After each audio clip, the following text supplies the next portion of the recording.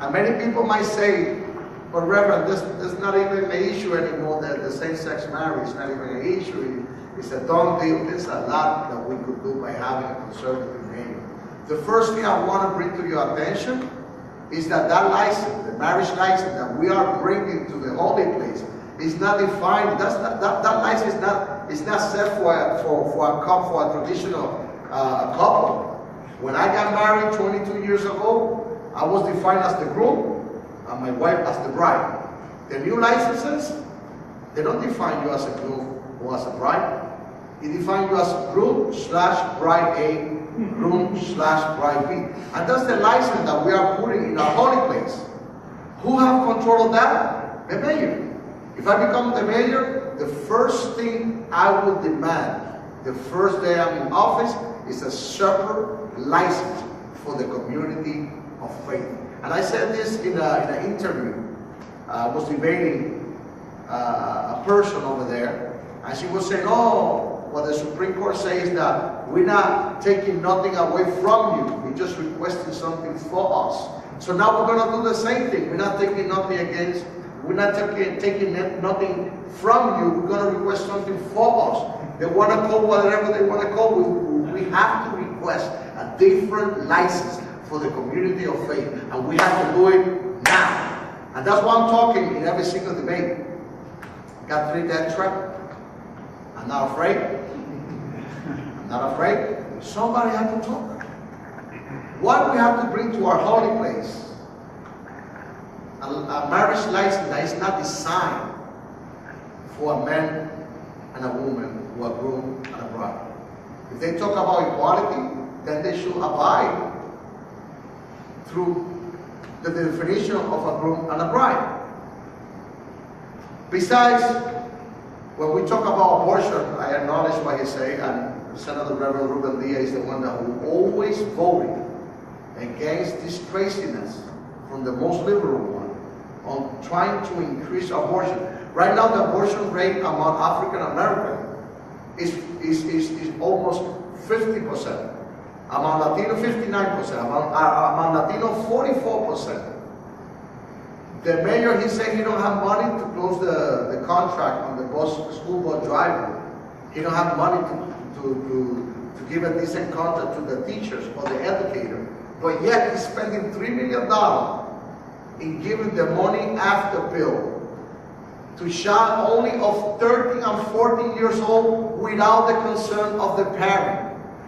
So if you have a daughter, age 13 and 14, she could become pregnant in the public school or whatever. They will do the pregnancy test in the school without letting you know, and they will give her the money after bill without letting you know. No wonder we are doing a huge effort to send our children to private school.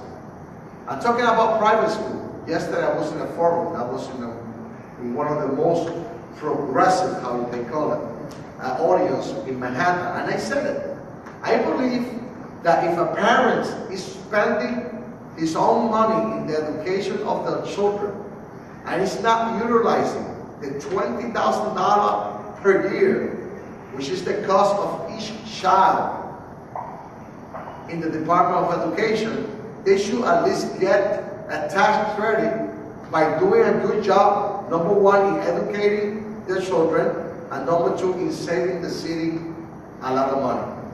But no, they have some crazy rule in Albany, what they call the Blaine Amendment, that no religious institution can qualify for a voucher. So this is my idea. We could do this in a city level. We could give you a tax credit to the real estate taxes, and if you are renting, we give you some kind of a voucher so you could so your landlord have to honor it. We could save the Jewish community millions of dollars by doing this, and it's only fair. We're not taking nothing away from the Department of Education. I know the rest of the candidates, they're fighting for the teachers union. I don't have the teachers union. And believe me, I'm a doctor in theology, but I also start a bachelor in early child education. And I spent 6 months doing my internship in a public school. And I know what's going on over there. So if we are doing a good job, if I have 6 children and they all went to private school, to an evangelical school, and I know how difficult it is to pull the money from your pocket. Because there's a myth. They believe that whoever is sending the children to a private school is because you are rich. That's not true. So what we're going to do for them? Nothing. Oh, we can do nothing. We have to spend the money in the Department of Education. We have to keep paying teachers down in the rubber room. Now the rubber room doesn't exist no more. Now they call it in process. We have people being paid for doing nothing while you are putting the money in your pocket to actually educate your children. That's a commitment that if I become the mayor, I'm going to push to give a tax deduction to the real estate taxes. And that's something that we could do. Some people told me, you're going to get opposition by the council. The council, they don't give no opposition to the mayor. They do whatever he wants to do. Because they all need some kind of grant and favor. So right now, that's the game that we have. We have Latino councilmen voting for things that are going to affect the Latino community. Why? Because they want something in exchange. That's the game that we have right now in City Hall. That's why I have no commitment with no politician. The only one I have a commitment, and it's not even from the city level, is Senator Reverend Ruben Diaz. He's the only one who endorsed me. And he's the only one who thinks just like me, but a little bit more radical. So you don't have to worry about him. What's the difference? What's important to have moral value today? Nobody's perfect. I mean, when Weiner came out, I said, what we're gonna do? But then one scandal after the other. I mean, if you go to McDonald's to apply for a job and they find out that you have this kind of behavior, they will not hire you.